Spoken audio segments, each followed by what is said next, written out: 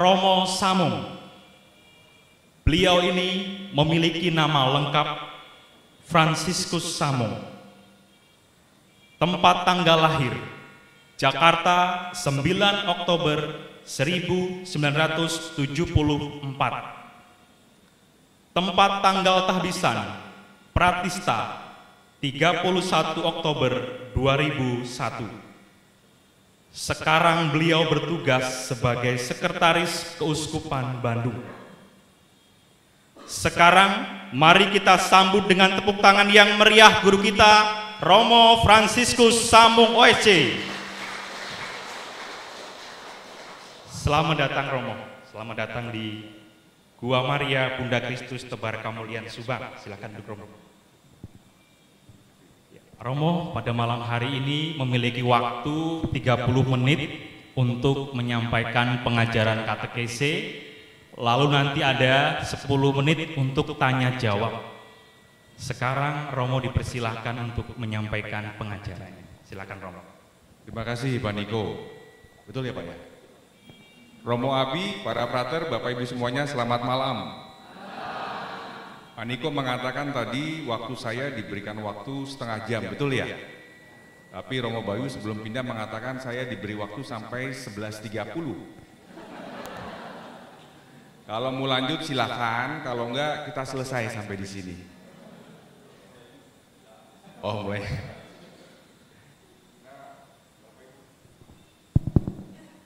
Nama saya Romo Fransiskus Samung OSC. Saya walaupun Romo Sigit tidak ada, tapi saya berani berada di sini karena ada teman angkatan saya di sini. Teman angkatan saya itu tuh, bapak itu yang pakai kemeja coklat. Nah itu yang sebelah Pak Ambar, kiri itu, nah bapak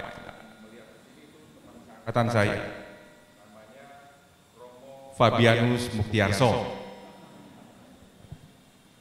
Nah beliau ini curang sebetulnya, seangkatan Buya sejak tahun 93. Tapi beliau tabisannya lebih dahulu, mendahului. Lawang belum selesai studi kok udah tabisan gitu ya.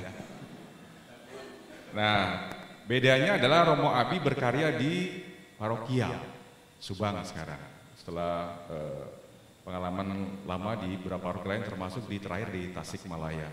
Kalau saya di karya kategorial, selain di Sekretariat Keuskupan, saya juga berkarya di Yayasan Salib Suci, sekolah-sekolah juga milik Keuskupan Bandung. Saya tidak luar biasa, biasa saja. Tadi Ibu Juniati ya salah Bu, yang luar biasa itu Romo Sigit, Romo Bayu dan Romo Abi. Saya biasa-biasa saja. Nah, Romo Bayu beberapa bulan lalu mengatakan, Romo kalau bisa tolong sampaikan materi tentang Rosario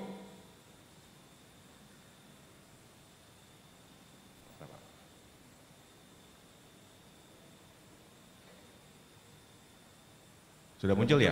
Nah, tentang Rosario metode kontemplasi. Lalu Romo Bayu mengatakan bahannya ini Romo, artikel 26 sampai artikel ke-31. Padahal saya mau sampai ke artikel 40. Tapi Romo Bayu mengatakan cukup Romo, jangan banyak-banyak gitu, nanti mereka mabuk. Jadi saya sampai artikel ke-31. Saya akan menguraikan kenapa disebut dengan Rosario metode kontemplasi. Bapak Ibu sebelumnya begini, nama saya Fransiskus Samung ya.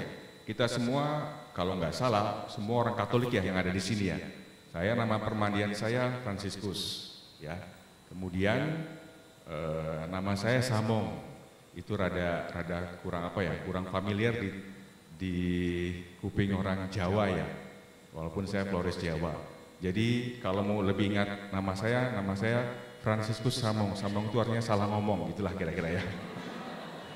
Jadi sampai nanti bisa katekese ini lalu bisa selesai, kalau saya ada salah ucap, salah tindak, jangan pernah menyalahkan saya. Itu saja ya. Kalau menyalahkan saya, nanti kalau Romo Sigit, Romo Abi minta kedatangan Monsinyur, saya tidak pernah membolehkan untuk paroki Subang ya. Nah, kita lanjut ya. Kita lanjut nih. Mungkin Bapak Ibu sudah kenal, sudah tahu, pernah mendengar juga mungkin tentang doa meditasi, doa kontemplasi. Frater rekan-rekan saya serumah di sini tiap hari itu mulai setengah 6 itu meditasi setengah jam sebelum ibadat sore. Meditasi di sini ya, di depan sana ya, sebelah kiri Bapak Ibu dikatakan demikian. Meditasi adalah upaya untuk memahami atau merenungkan karunia Allah. Karena kita semua ini mendapat karunia, tidak hanya saya, tidak hanya Romo Abi, frater atau Bapak Ibu petugas liturgi di sini, tapi kita semua punya karunia. Maka kita berupaya untuk merenungi, memahami karunia tersebut. Kata dasarnya meditare, artinya berada di pusat. Di pusat siapa? Di pusat bersama Tuhan. Maka rosario pun demikian. Tetapi kita mau melangkah lebih jauh.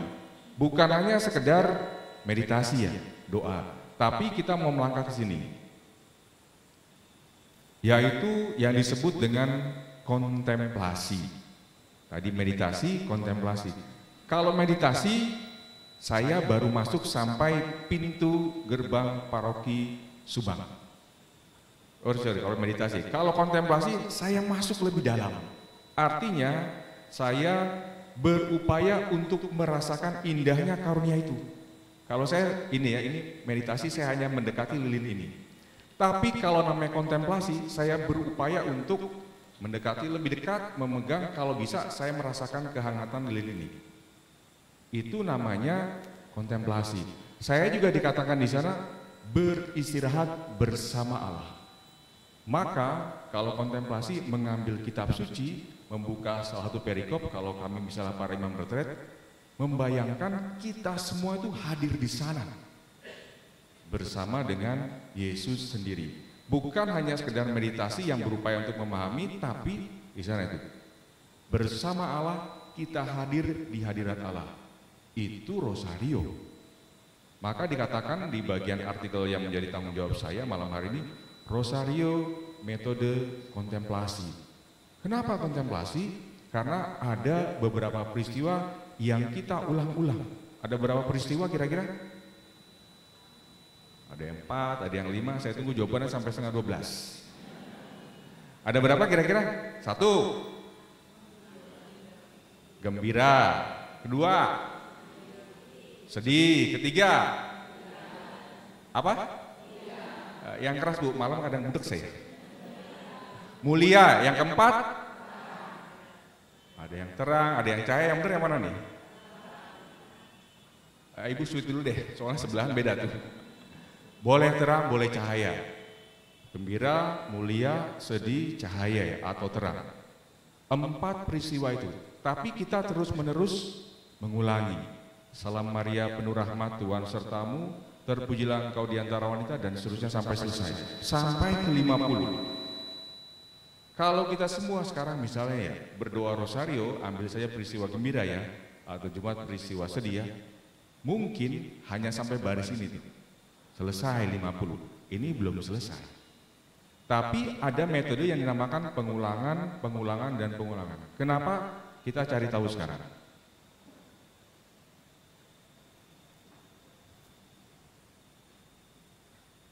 Rosario itu tadi ya, 4 cahaya ya. Kemudian rosario juga berupa metode pengulangan. Saya memasuki, kenapa harus diulang? Kenapa?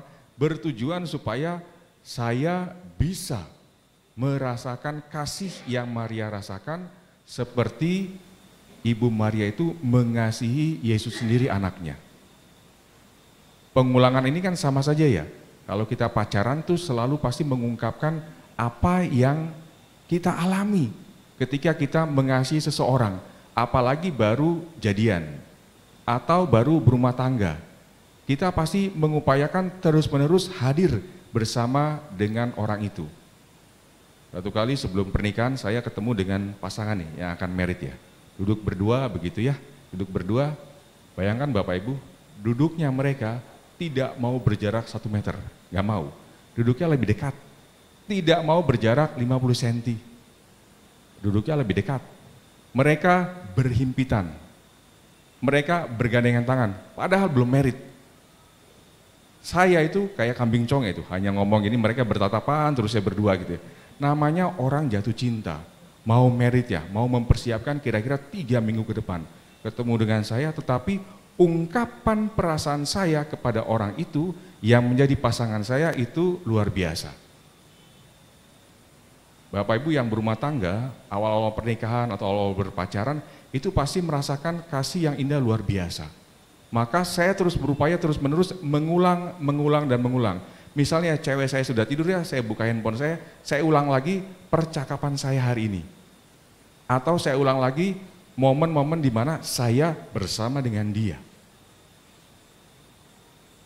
Itu kira-kira kalau orang mau mengulangi kasih yang saya rasakan kepada entah suami saya, entah istri saya, atau anak-anak saya. Contohnya dari lagu ini ya, sebentar ya. Saya tidak bisa nyanyi, tapi silahkan nyanyi.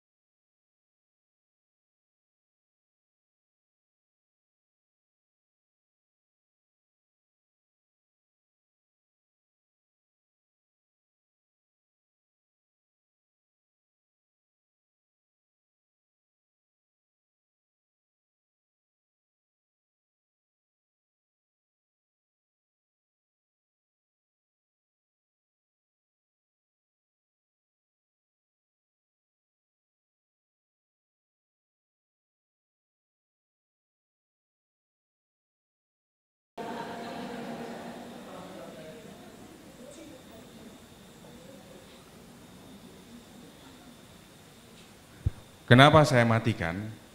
Karena teman angkatan saya sudah mulai meresapi. Takutnya CLBK begitu ya. Kan umat buah batu tahu nih nanti ya. Takutnya demikian Pak Nyun Sewu ya Romo Abi ya. Jadi saya harus matikan, kalau enggak gawat nih. Karena saya tahu rahasia Romo Abi, demikianlah Romo Abi tahu rahasia saya. Nah, Bapak Ibu kita mau melangkah di sini. Bayangkan ya tadi ya. Si Anji itu mengatakan apa tadi? Betul kan Anji kan? Betul si Anji kan? Salahnya apa Bu? Anji kan? Oh. Romo Abi saya nggak mengarah ke sana loh. Anji Bu, ya. Bukan Romo Abi itu, Anji ya. Penyanyi ini aja, penyanyi ini mengatakan kepada Tuhan, tolong tuh. Yang pertama apa tadi? Ku cinta dia, terus ku sayang dia, yang ketiga ku rindu dia, keempat inginkan dia. Semuanya nadanya sama. Semuanya nadanya sama saja sebetulnya. Mengungkapkan isi hati saya kepada yang bersangkutan, yaitu perempuan ya, atau laki-laki yang menjadi idaman saya. Itulah ungkapan hati, selalu diulang-ulang. Selalu. Tidak pernah Bapak Ibu pun pula kalau Bapak Ibu mengasihi anak Bapak Ibu ya, nggak pernah tuh. Nggak pernah sebut namanya sekali, pasti diangkat, apalagi lagi lucu-lucunya, dicium berulang kali, disebut juga namanya berulang kali.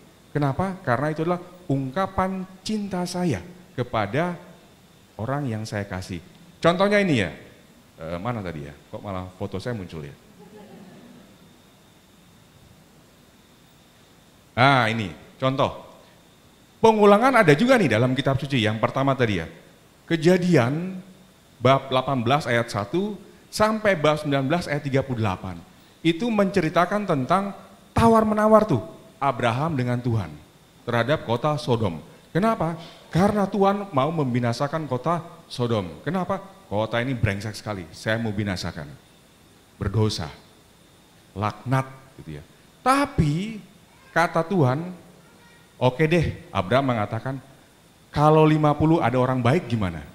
Kata Tuhan, oke, saya selamatkan. Lagi tuh, mengulang lagi ya. Tuhan, kalau ada hanya 40 gimana?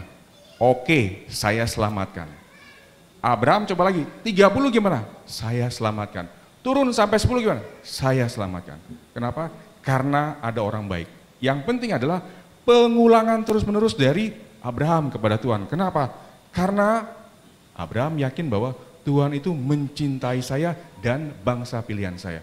Maka karena keyakinan itu, saya tahu saya mengasihi Tuhan dan Tuhan juga mengasihi saya. Maka terus-menerus diulang. Nanti lihat ya, Tuhan kasihlah kami ya, dari Gita apa, Pak Edward? Gita Palma, pasti mulangi, Tuhan kasihlah kami, Kristus kasihlah kami, Tuhan kasihlah kami. Demikian pula anak domba Allah ya, itu terus-menerus diulang. Yang kedua contohnya, mana coba slide-nya. Yang kedua panggilan Samuel. Berapa kali Samuel dipanggil? Berapa kali? Mereka nggak jawab karena saya akan 4. 3 kali ya. Jangan terjebak dengan ini ya, gerakan tangan saya. 3 kali ya, betul nggak? Apa di Subang 4 kali? 3 kali. Sampai Samuel berpikir yang manggil itu siapa? Siapa yang manggil? Kok Abi? Eli. Ya manggil, makanya kemudian Imam Eli mengatakan itu pasti Tuhan. Maka katakan, Tuhan, hambamu siap untuk mendengarkan. Yang artinya adalah berkali-kali Tuhan mengungkapkan cintanya kepada Samuel yang akan jadi orang besar di antara Israel. Karena apa? Ungkapan cinta Tuhan itu berkali-kali. Pak coba Pak, selanjutnya, slide selanjutnya Pak. Nah ini yang selanjutnya adalah juga dalam kitab suci yang sama ya. Yang pertama, wanita Kanaan yang percaya. Kepada siapa? Kepada Yesus untuk mendapatkan penyembuhan. Dia minta berulang kali itu. Walaupun Yesus menolak, tapi dia berupaya keras. Kenapa? Karena saya yakin bahwa orang ini mengasihi saya dan mendengarkan apa yang menjadi permohonan saya. Maka itu berulang dan berulang. Seterusnya di sini Markus 10 ayat 40 sampai 52. Bartimeus orang yang apa? Lumpuh, tuli atau buta? Yang jawab baru satu. Bartimeus itu orang yang lumpuh, orang yang tuli atau orang yang buta? Orang buta. Dia mengatakan, pertama kali dia mengatakan adalah, Yesus anak Daud kasihanilah aku. Tidak didengarkan, dia berupaya lebih keras lagi. Tanpa menyebut Yesus, anak Daud kasihanilah aku. Yang ketiga setelah disembuhkan, dia tidak menyebut Yesus anak Daud, tidak menyebut anak Daud, tapi dia mengatakan dengan Rabuni, lebih dekat kepada Tuhan. Karena apa? Telah mengalami kasih Tuhan sendiri. Itulah contoh doa yang terus-menerus diulang. Yang terakhir nih, Yohanes 21, 15 sampai 25. Percakapan Yesus dengan Petrus. Yesus bertanya apa? Yesus bertanya apa? Petrus, apakah engkau mengasihi aku? Sampai berapa kali? 3 Bu ya. Sampai 3 kali. Sama. Terus menerus diulang ungkapan cinta Yesus kepada siapa? Kepada Petrus. Karena berulang kali. Demikian pula Bapak Ibu, kalau Bapak Ibu semua yang hadir di sini termasuk saya memegang bulir rosario ya, lalu kita mendoakan, itu berarti kalau saya mengulang, bukan Tuhan itu nggak mendengar ya, bukan. Tapi saya terus-menerus mengungkapkan isi hati saya kepada Tuhan. Saya ada beberapa gambar di sini yang menyebutkan isi hati ya. Nah ini contoh ya. Ini contoh. Nah ini. Tengahnya itu gambar Bunda Maria. Yang kiri dan kanan itu gambar real manusia sekarang. Itu artinya tidak mungkin ya seorang ibu itu melupakan anak kandungnya sendiri. Oke lah, ada prinsip pastor beberapa peristiwa kejahatan misalnya. Tetapi sebetulnya itu adalah darah dagingnya sendiri. Maka setiap ibu pasti mencintai anaknya. Maka Maria itu selalu mengikuti Yesus. Dari sejak lahir, kemudian merenjak anak-anak, remaja, dewasa, sampai mati di kayu salib, wafat pun demikian. Sampai juga Maria melaksanakan apa yang disabdakan oleh Yesus untuk berkumpul bersama para muridnya. Itu adalah ungkapan cinta Maria kepada putranya sendiri. Per Mariam ad Jesum, itu dikatakan melalui Maria kita sampai kepada Yesus sendiri. Saya lanjut ya. Pak itu 7 menit ya saya lagi. Oh bukan, soalnya tulisannya 7 menit tuh Pak. Belum Pak. Nah sekarang saya masuk di sini. Ini juga bagian yang penting gini.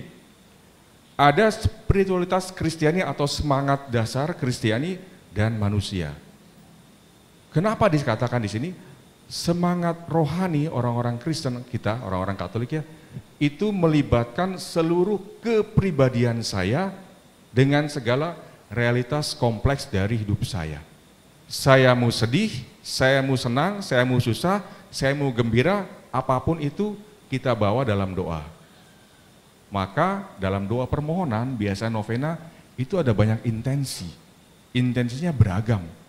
Mulai dari mendoakan arwah, mulai dari supaya usaha lancar, supaya studi berjalan dengan baik, skripsi di depan oke, atau mendapat promosi jabatan, rumah kejual, lalu anak sehat, kemudian dan lain sebagainya.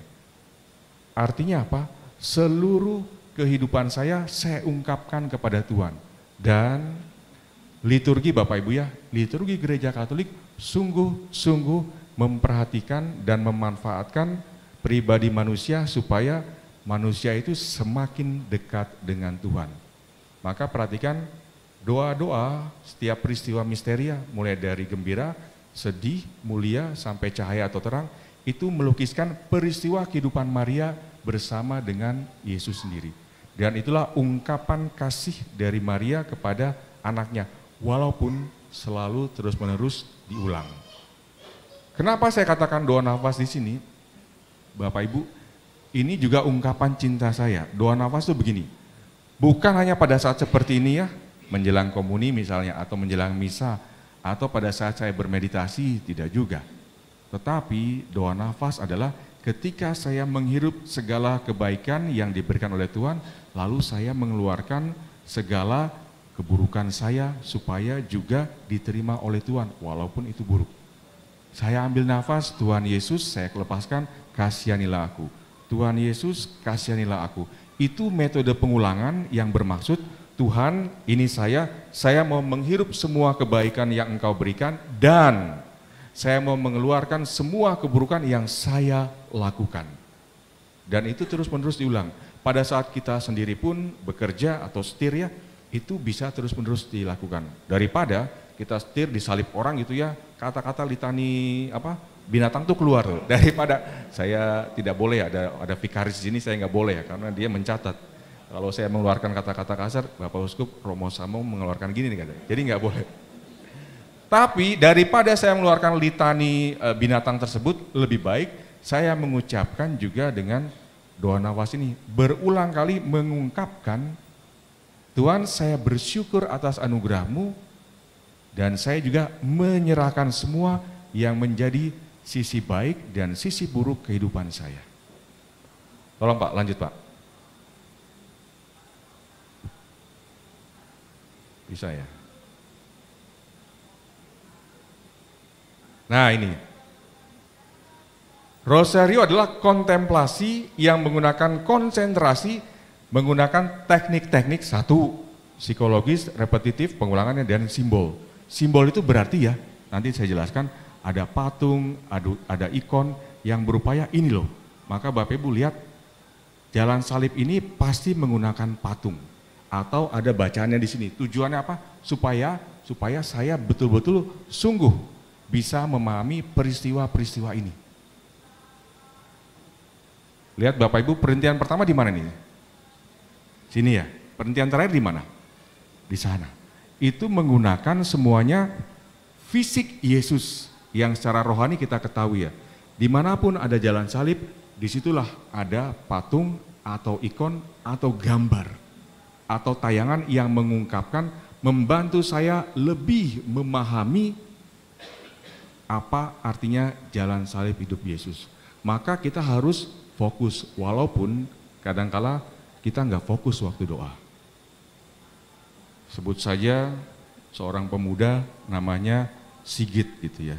Namanya, jangan bilang Romo Sigit ya.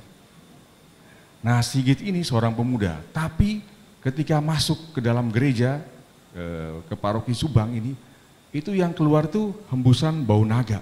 Tahu ya bau naga ya? Habis minum minuman keras gitu ya. Bukan Romo Sigit mah baik. Kemudian ternyata dia selebornya kemudian berlutut dan membuat tanda salib. Dia buat tanda salib, berarti orang Katolik tuh. Walaupun mabok ya. Lalu dia ngambil puji syukur, bolak-balik, akhirnya doalah dari puji syukur. Dia doa, beralih, perhentian demi perhentian terus, sampai tengah, tiba-tiba ada seorang romo yang sangat ganteng, suci, kudus, namanya Romo Fabianus. Beda ya, ini kan Fabianus Muktiarso. Kalau di saya beda lagi, Fabianus Murtiarso, beda lagi ya. Romo Fabianus ini bertanya, kok seperti ini ya? Lalu bertanya, mohon maaf Pak, Bapak apakah seorang Katolik? Ya, saya seorang Katolik. Bapak siapa? Saya Romo di paroki Subang ini. Oh ya, malam Romo. Bapak kenapa jalan salib ya? Karena saya mau doa jalan salib. Tapi Pak, doa yang jalan salib Bapak lakukan itu salah Pak. Kenapa salah Romo? Orang-orang biasanya perhentian pertama menuju terakhir Pak, 14. Tapi Bapak melakukan yang terbalik, dari 14 menuju 1. Lalu Romonya si Sigit ini mengatakan demikian, pantesan ya, kok makin lama Yesusnya makin kuat ya. Itu artinya kita tidak fokus tuh, tidak fokus pada apa yang saya sedang jalani ya. Seterusnya ya. Nah Bapak Ibu gini, kita berupaya maka katekese ini bagus. Bagusnya kenapa? Supaya saya bisa memahami pemahaman saya tentang rosario. Waktu awal Romo Bayu itu bercerita, ini sudah kebiasaan lama di sini, juga Romo Sigit bercerita. Lalu supaya kita, kenapa saya mendoakan ini? Maka ketika ada orang yang beragama lain bertanya, kita bisa mempertanggungjawabkan apa yang saya lakukan. Ya. Nah ini udah ditanda, saya harus cepat nih. Nah Bapak Ibu gini ya, ini saya lanjut ya. Saya lanjut lagi, ini beberapa ungkapan rosario yang ada ya. Bayangkan ya, semuanya berbeda ya. Gambar-gambar ini berbeda, tapi adalah ungkapan kita manusia di segala pelbagai suku dan bangsa mengungkapkan Maria yang dekat dengan hati mereka. Karena apa? Mereka mendoakan dan berkontemplasi untuk ini semua. Saya percepat, ini semuanya ada ya. Beda semuanya, ada yang Indonesia, ada yang Jawa, ada yang Vietnam, ada juga yang Eropa, bahkan ada yang Timur Tengah. Tapi semuanya menggambarkan ungkapan kasih dari kita kepada Maria. Saya lanjut di sini. Nah ini, ikon ini, patung ini berarti mempresentasikan, mewakili pribadi yang lain, yaitu pribadi Allah sendiri. Dan membantu memusatkan perhatian saya pada doa. Betul kan? Tanpa adanya patung Yesus, kita sulit tuh. Karena kita manusia mempunyai keunggulan, yaitu membayangkan untuk bisa masuk sesungguhnya ke dalam suasana doa. Lalu saya bisa menggunakan unsur yang tadi ya untuk visual dan imajinatif. Pak, 1 menit lagi ya Pak ya saya Pak ya. Nah, berarti saya harus percepat nih. Ini ada beberapa contoh ya Bapak Ibu, tapi saya lewatkan. Nah ini, kalau bisa ya Bapak Ibu, rosario itu tidak hanya sekedar rosario saja ya, tapi kalau bisa disisipkan bacaan kitab suci yang menuntun kita untuk sampai menyelami peristiwa tersebut. Kalau kita mengambil peristiwa sedih misalnya, tolonglah satu bacaan, lalu kita siapkan renungan, ada banyak tuh di internet tuh renungannya. Kita masuk dengan itu, supaya apa? Supaya makin memahami apa yang dikehendaki oleh Allah. Nah, biarkan juga Bapak Ibu, jangan sampai kita terus menerus berdoa rosario tanpa memberikan kesempatan kepada Tuhan untuk tidak berbicara kepada saya. Tapi biarkan Tuhan juga berbicara lewat rosario itu. Ini ada film lagi, saya lewatkan karena waktunya nggak cukup. Nah, ini juga saya lewatkan. Nah, ini. Bapak Ibu ini ya. Salah satu hambatan kontemplasi yaitu keheningan. Orang kadang-kala gelisah. Termasuk kami, para frater, para pastor, kadang-kadang masuk ke halam keheningan itu gelisah juga. Gelisah kenapa? Ada ini belum selesai gitu ya. Saya juga demikian. Doa hening sebentar masuk ke kontemplasi, tidak bisa hening. Saya duduk diam pakai jubah seperti ini, tapi nggak bisa diam pikiran saya. Kenapa? Waduh, ini PR-nya besok presentasi untuk Bapak Uskup belum. Untuk kantor yayasan belum, untuk bimbingan Roni Frater belum. Kadang-kadang terus bergerak, termasuk kita. Maka orang dunia modern dikatakan ini, kadangkala suka atau tidak suka, kita dikuasai oleh teknologi yang tadi ya, yang menyebabkan kita sulit untuk berkonsentrasi, termasuk dalam suasana doa sekalipun. Saya pernah menegur pengantin yang sibuk untuk gerak-gerak tuh karena ini bergetar tuh, handphonenya bergetar. Padahal masih dalam upacara sakramen pernikahan. Karena apa? Pastor, saya tanya, kenapa ya tadi ya? Karena saya khawatir pastor ini sudah bergerak terus padahal waktu masih cukup. Itu artinya pikiran kita tidak tertuju kepada Allah tapi dikuasai oleh teknologi. Ini beberapa hal saja. Nah, Bapak Ibu ini ya. Paulus mengajarkan pada kita supaya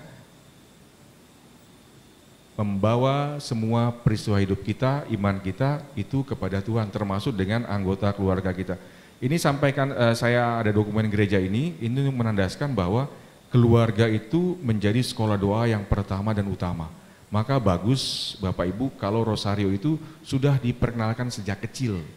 Terus terang saya menjadi romo seperti ini karena hampir Bapak Ibu setiap minggu itu selalu rosario. Di mana? Di keluarga. Sebulan sekali juga ikut doa lingkungan, ngapain? Rosario juga. Maka saya TKB ya itu sudah hafal tuh, bahwa kami rosario. Kenapa? Dibiasakan oleh orang tua. Walaupun mungkin pertama kali saya belum paham sama sekali apa itu artinya rosario. Nah ini Bapak Ibu, yang penting adalah ketika saya mengulangi apapun peristiwa hidup itu ya, apapun peristiwa hidup bisa diangkat ke dalam suasana doa rosario. Walaupun itu ada halangan-halangan tertentu, tapi nggak apa-apa. Kita mengulangi dibantu dengan doa nafas. Kalau terlalu banyak pikiran yang membanjiri, nggak apa-apa. Tapi doa nafas itu haruslah menjadi yang alat bantu yang utama. Saya kira selesai tausiah dari saya. Ini kan tausiah hari Jumat ya, betul ya Pak Ambar ya? Hari Jumat. Itu tadi pagi kan sudah misa, sekarang kan nanti ada misa lagi ya. Ini tausiah dari saya. saya udah diberikan tanda begini oleh panitia ya, berarti harus selesai Pak Surya. Terima kasih. Kita beri tepuk tangan yang meriah untuk Romo Samung. Terima kasih Romo atas pengajarannya luar biasa pada malam hari ini. Ya silakan minum dulu Romo. Dan sekarang giliran umat, silahkan memberikan pertanyaan kepada Romo. Sebut nama dari paroki mana, dipersilahkan. Angkat tangan, nanti akan ada panitia yang mendekati. Dipersilahkan. Kalau nggak ada yang bertanya, kita akan mulai dengan jalan salib. Ada Romo. Nama saya Pak Edward dari paroki Buah Batu.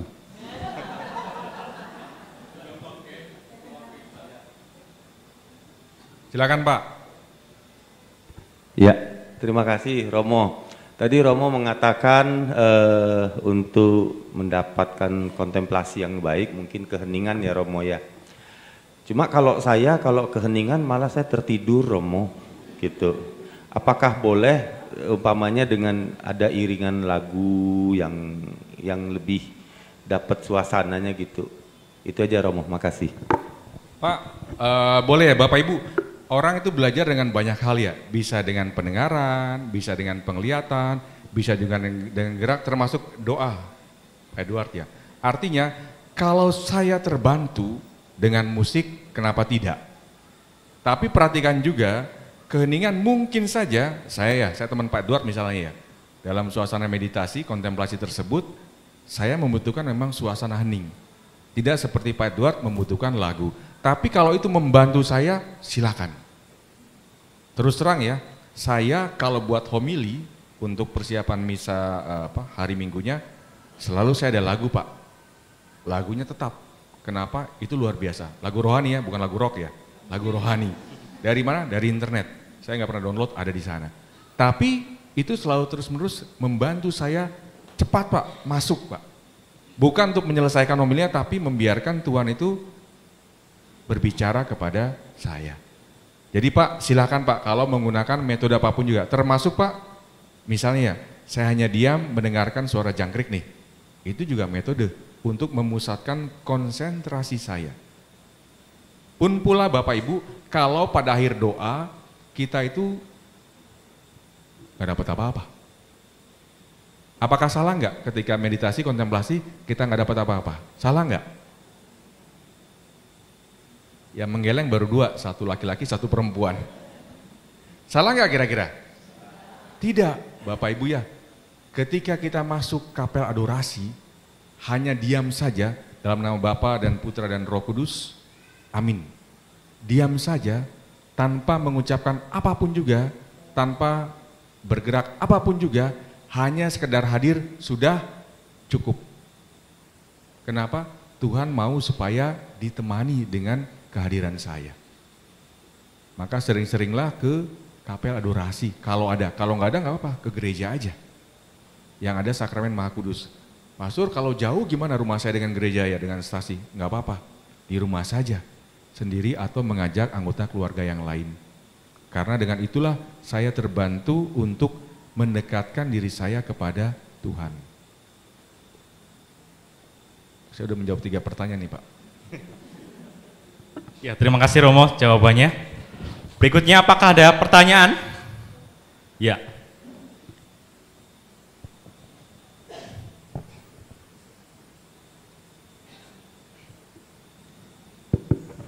Terima kasih, selamat malam Romo. Nama saya Tito, saya dari Subang. Dari dulu tuh saya sering banget dengar istilah meditasi dan kontemplasi, tapi sampai seumur ini saya belum pernah mengerti bagaimana kita bisa merasakan meditasi kita itu sudah benar. Jadi kadang-kadang meditasi itu malah jadi ngelamun Romo. Kita diem tapi pikiran kita melayang-layang. Nah, maksud saya pertanyaannya adalah bagaimana kita mencapai tahap meditasi itu. Tadi kan Romo menyatakan bahwa meditasi itu seperti melihat lilin, kemudian mendekati lilin.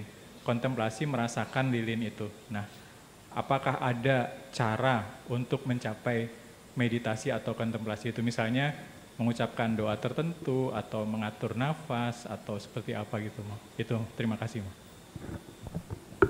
Terima kasih Pak Tito Karnavian. Pak Tito kan ya? Betul. Pak yang tadi yang terakhir, slide terakhir ya kalau nggak salah ya, itu saya menyatakan bahwa keheningan itu membantu proses doa kita. Maka Bapak Ibu kita walaupun misalnya di gereja ya, di belakang kita, pasti akan ada suasana hening. Yang ikut misa di GBK bersama Sri Paus ya, itu kan gak rame-rame ya, kadang-kadang rame ya, tapi justru terbantu dengan apa? Suasana meditatif dari orang-orang yang menyanyikan lagu Taise. Bayangkan ya, se-GBK itu bisa tenang dengan musik meditasi yang terbiasa. Maka Pak, yang pertama keheningan itu ya Pak, keheningan itu yang membantu. Dan tadi Pak, membantu juga, ini pengalaman saya Pak ya, bisa jadi kita berbeda, yaitu doa Yesus tadi Pak, nafas ya.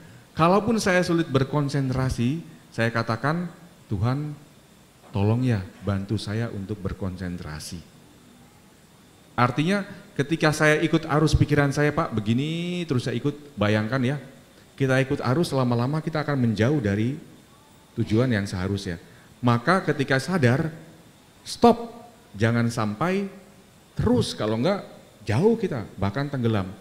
Upaya apa? Upaya itu berbalik 180 derajat seperti Paulus ya. Itu kan yang dari tadi mengejar pengikut Kristus, balik dia tuh menjadi pengikut Kristus, bahkan menjadi yang paling pertama dan utama. Tetapi Pak, kalaupun sama sekali susah pada akhir waktu, itu pun kita persembahkan kepada Tuhan. Pak Tito, Tuhan itu punten ya, punten pisan. Tuhan itu seperti tong sampah. Betul enggak? Menerima segala apapun yang jelek yang keluar dari dalam diri kita dan yang bagus juga. Betul enggak sih? Kita mengungkapkan keluhan, komplain, kekecewaan, harapan, kekesalan kita juga kepada Tuhan, kemarahan juga. Jadi Tuhan menerima saja. Maka apapun pasti diterima. Pasti, termasuk kelemahan kita. Saya biasanya kalaupun tidak bisa berdoa bersama para warta di ujung ketika mereka kemuliaan, saya juga kemuliaan, tapi saya selalu mempersembahkan apa segala sesuatu selama setengah jam itu. Walaupun saya juga tidak bisa berdoa sama sekali, tapi yang penting adalah saya hadir di sana bersama Tuhan.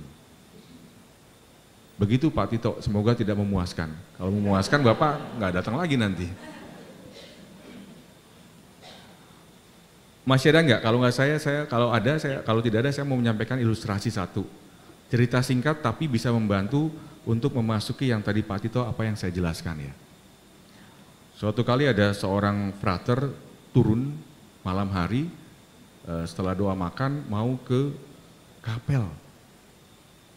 Berdoa secara pribadi ya, visitasi, to visit, mengunjungi Yesus dalam sakramen Maha Kudus.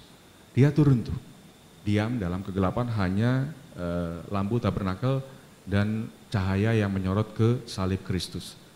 Bapa, Putra dan Roh Kudus, amin. Dia berlutut, dia doa. Ketika dia doa, dia berlutut, mendengar ya, diam tenang, hanya suara jangkrik kayak tadi ya. Tiba-tiba dia mendengar suara yang berbeda. Betul Bu, suara orang ngorok. Tapi dia lihat sekitar tuh, gak ada siapapun, gak ada siapapun.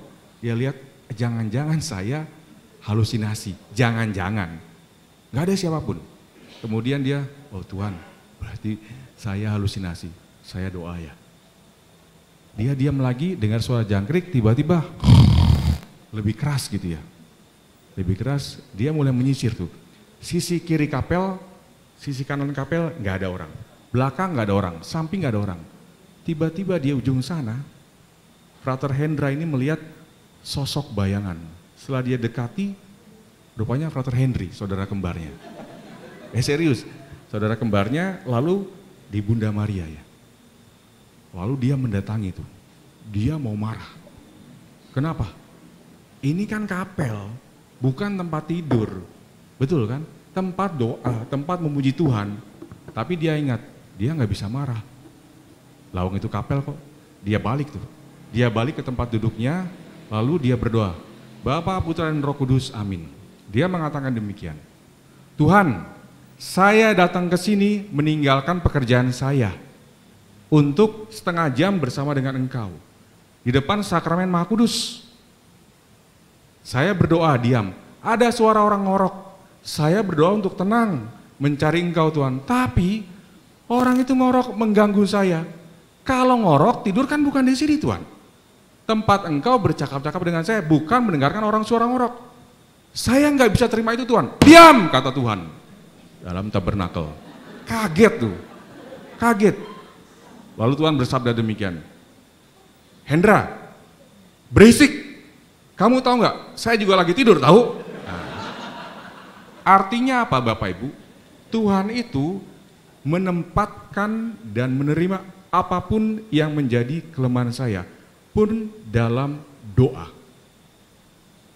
Tapi Bapak Ibu jangan serta-merta karena Tuhan itu marahim menerima kelemahan saya, jangan sampai saya rasionalisasi sehingga nggak apa-apalah, nggak misah, hujan atau banyak capek, nanti Tuhan juga mengampuni saya. Enggak, itu namanya unsur kesengajaan.